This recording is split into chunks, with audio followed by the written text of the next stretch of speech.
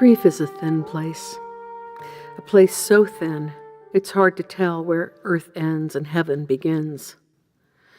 Grief is a place so thin it's where the living and the dead feel one another's love. I'm the Reverend Lisa Hamilton, and I grieve. First, I'll read a scripture appointed for today, and then I'll struggle with those words through the lens of grief. I'm glad you've joined me. Today's reading is from Psalm 51, verses 1 through 10. Have mercy on me, O God, according to your loving kindness. In your great compassion, blot out my offenses. Wash me through and through from my wickedness and cleanse me from my sin. For I know my transgressions, and my sin is ever before me. Against you only have I sinned and done what is evil in your sight. And so you are justified when you speak and upright in your judgment. Indeed, I have been wicked from my birth, a sinner from my mother's womb.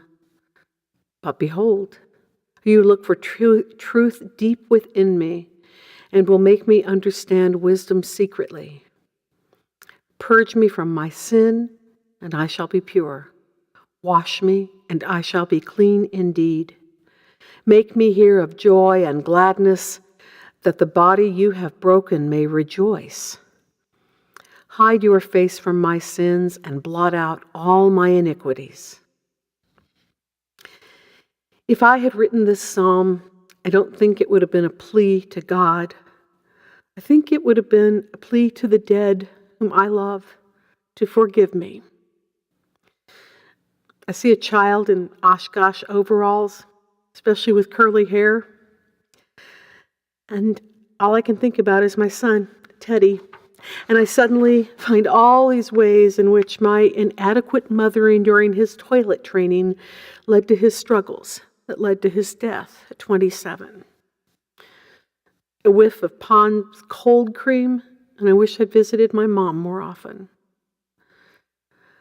The overalls in particular cause a spiral into that vast coulda, woulda, shoulda abyss that is one of the most painful stops on the labyrinth that is grief.